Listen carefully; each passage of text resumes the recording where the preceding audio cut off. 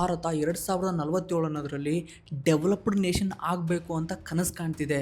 ಈ ಥರ 2047ರಲ್ಲಿ ಏನಾದರೂ ನಾವು ಡೆವಲಪ್ಡ್ ಎಕಾನಮಿ ಆಗಬೇಕಂತಂದರೆ 2036ರಲ್ಲಿ ನಮ್ಮ ಭಾರತದ ಎಕಾನಮಿ ಬರೋಬ್ಬರಿ $20 ಟ್ರಿಲಿಯನ್ ಆಗಿರಬೇಕು. ಈಗ ನಮ್ಮ ಭಾರತದ GDP ಎಷ್ಟಿದೆ ಗೊತ್ತಾ? $4.15 ಟ್ರಿಲಿಯನ್ ಇದೆ.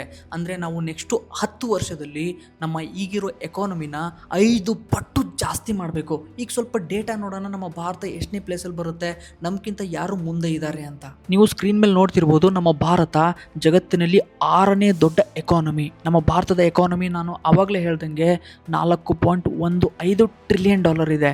ಪಕ್ಕದಲ್ಲೇ ನಮ್ಮ ಭಾರತದ ಪರ್ ಕ್ಯಾಪಿಟ ಇನ್ಕಮ್ ಕೂಡ ಇದೆ, ಬಹಳ ಕಡಿಮೆ ಇದೆ ಬೇರೆ ಕಂಟ್ರಿಗಳಿಗೆ ಕಂಪೇರ್ ಮಾಡಿದರೆ. ಯಾಕಂತಂದರೆ ನಮ್ಮ ದೇಶದಲ್ಲಿ ಪಾಪ್ಯುಲೇಷನ್ ಜಾಸ್ತಿ ಇರೋದ್ರಿಂದ. ಸೊ ಫಸ್ಟ್ನೇ ಪ್ಲೇಸಲ್ಲಿ ಯಾರಿದ್ದಾರೆ?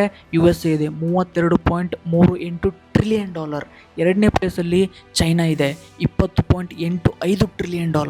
ಮೂರನೇ ಪ್ಲೇಸಲ್ಲಿ ಜರ್ಮನಿ ಇದೆ, $5.45 ಟ್ರಿಲಿಯನ್. ನಾಲ್ಕನೇ ಪ್ಲೇಸಲ್ಲಿ ಜಪಾನ್ ಇದೆ, $4.38 ಟ್ರಿಲಿಯನ್. ಐದನೇ ಪ್ಲೇಸಲ್ಲಿ UK ಇದೆ, ಬರೋಬ್ಬರಿ $4.26 ಟ್ರಿಲಿಯನ್. ಆರನೇ ಪ್ಲೇಸಲ್ಲಿ ನಮ್ಮ ಭಾರತ ಇದೆ. ಆ್ಯಕ್ಚುಲಿ ನಮ್ಮ ಇಂಡಿಯಾ 4ನೇ ಪ್ಲೇಸಲ್ಲಿ ಇತ್ತು, ಓಕೆನಾ. ಈಗ ರೀಸೆಂಟಾಗಿ ಏನಾಗಿದೆ ಅಂತಂದರೆ ನಮ್ಮ ರುಪಿ ಡಾಲರ್ ವಿರುದ್ಧ ಬಹಳ ಡಿಪ್ರಿಷಿಯೇಟ್ ಆಗಿ ಈಗ 6ನೇ ಪ್ಲೇಸಿಗೆ ಬಂದಿದೆ. ಆ್ಯಕ್ಚುಲಿ ನಮ್ಮ ಭಾರತ ಈಗೇನು ಅಚೀವ್ ಮಾಡಬೇಕಂತ ಅನ್ಕೊಂಡಿದೆಯಲ್ವಾ, ಈಗ ಚೈನಾ ಯಾವ ಪ್ಲೇಸಲ್ಲಿ ಇದೆಯಲ್ವಾ, $20 ಟ್ರಿಲಿಯನ್ ಪ್ಲೇಸಲ್ಲಿ, ಇದನ್ನು ನಮ್ಮ ಭಾರತ ನೆಕ್ಸ್ಟು 10 ವರ್ಷದಲ್ಲಿ ಅಚೀವ್ ಮಾಡಬೇಕು ಅಂತ ಅಂದ್ಕೊಂಡಿದೆ.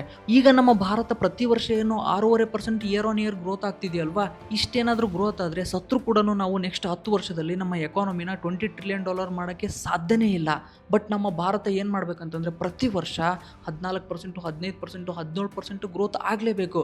ಜಸ್ಟ್ ಲೈಕ್ ಚೈನಾ ಯಾವಾಗ ಹಿಂದೆ ಗ್ರೋತ್ ಆಯ್ತಲ್ವ 90ಸಲ್ಲಿ, 80ಸಲ್ಲಿ, 70ಸಲ್ಲಿ, ಸೇಮ್ ಅದೇ ರೀತಿ ನಮ್ಮ ಭಾರತ ಗ್ರೋತ್ ಆದರೆ ಮಾತ್ರ ನಾವು 2047 ಅನ್ನೋದರಲ್ಲಿ ಈ ಡೆವಲಪ್ಡ್ ಎಕಾನಮಿ ಅನ್ನೋ ಒಂದು ಸ್ಟೇಟಸ್ನ ಅಚೀವ್ ಮಾಡ್ಬೋದು.